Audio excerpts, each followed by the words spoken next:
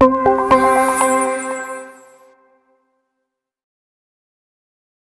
आप मत्ती 4 अध्याय खोलेंगे, उसका एक वचन से जब आप पढ़ेंगे 1 से 11 तक, आप इसको लिख सकते हैं। मैं जल्दी जल्दी कवर करने की कोशिश कर रहा हूं क्योंकि वचन लंबा है।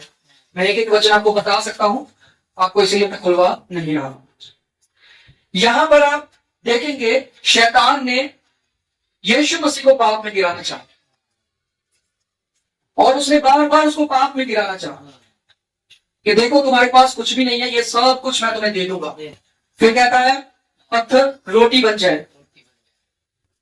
फिर कहता है ऊंचाई पे से अपने आप को गिरा दे। यानी हर चीज में शैतान ये चाहता था कि लोग बुराई करें, पाप करें।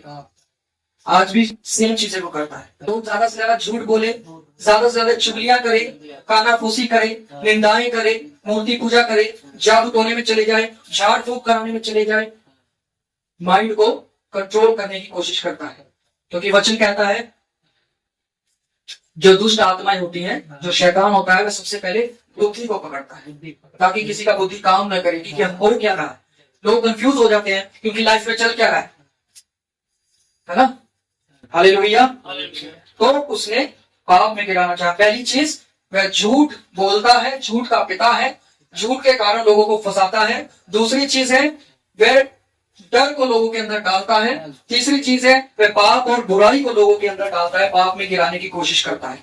इसके बाद हम ये देखने जा रहे हैं कि हम जीत कैसे प्राप्त करें, हम कैसे जयवंत होंगे। सबसे पहली चीज है हमें निरंतर प्रार्थना करते रहना, लगातार हमें प्रार्थना में बने रहना। मैंने आपको एक चीज बताया है, आप चलते फिरते घोषणा करते रहिए, चलते फिरते आप अंगीकार करते रहिए, मैं उद्धार पाया हुआ व्यक्ति हूं।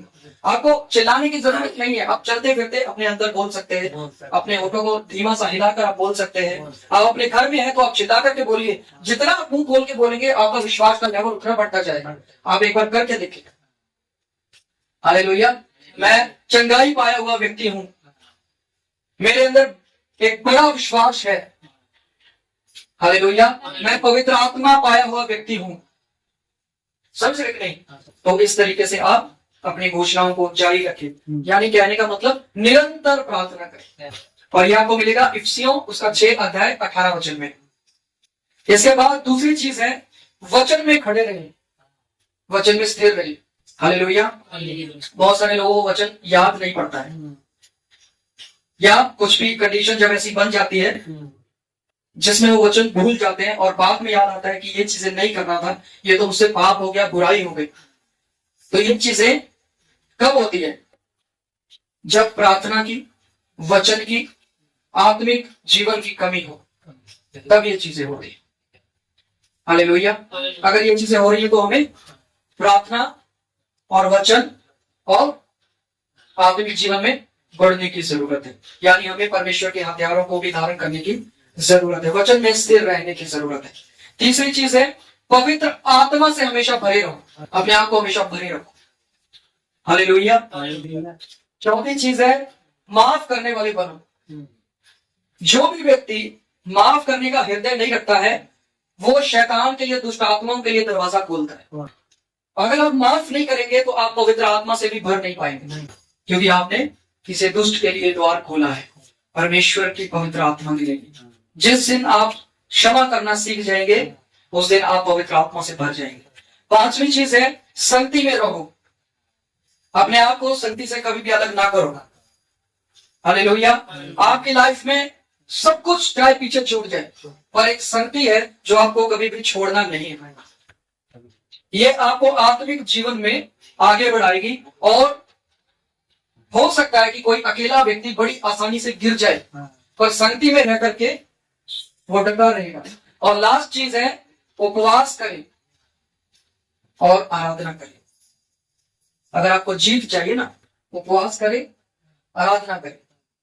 उपवास में बहुत सारे लोग प्रार्थना करते हैं, आप आराधना कर सकते हैं, आप स्तुति कर सकते हैं, हालेलुया, और कुछ भी कर सकते हैं, पर आप उपवास में होकर के करें। हालेलुया। ये आपके आत्मिक जीवन की शक्ति को बढ़ाता है। लास्ट वचन हम खोलेंगे 1 यूहन्ना 4 उसका 4।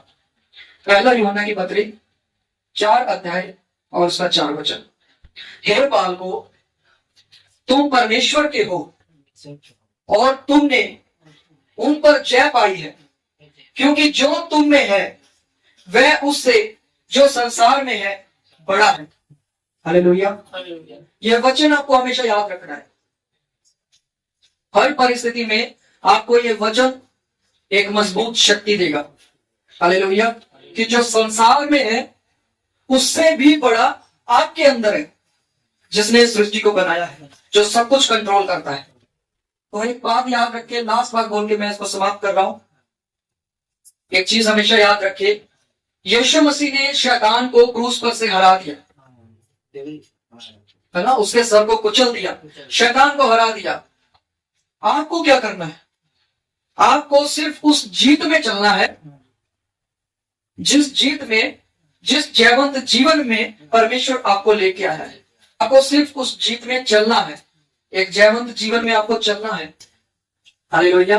बहुत सारी चीजें हम खुद भी फेस करते हैं, पर समय समय पर परमेश्वर जो हमसे बातें करता है और जो हमारे जीवन में वो काम करता है या हमें बदलता है, उसी चीजों से, उसी एक्सपीरियंस से हम आपको ये बताते हैं कि परमेश्वर का वचन क्या कहता है और आपको किस तरीके से आगे बढ़ना चाहिए।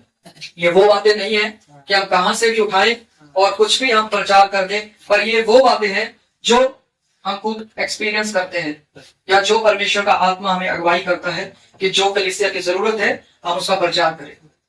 हालेलुया। तो प्रभु इन वचनों से आपको आशीष दे, और मैं विश्वास करता हूं कि परमेश्वर ने आपसे जरूर बात की होगी, और आगे से आप अपने कैरेक्टर पर काम करेंगे, चरित्र पर काम करेंगे। हमेशा याद रखिए, आपकी लाइफ में सामने से कुछ भी आ रहा है ना, एक चीज को याद रखिए, मुझे मेरे चरित्र पर काम करना है, बस मुझे मेरे कैरेक्टर पर काम करना है। जब किसी का चरित्र बदलता है, बुरा हो जाता है, वहां पर एक व्यक्ति आत्मिक लड़ाई को हारना शुरू हो जाता है, उसका लेवल नीचे आना शुरू हो जाता है। हालेलुया। आइए हम प्रार्थना करें।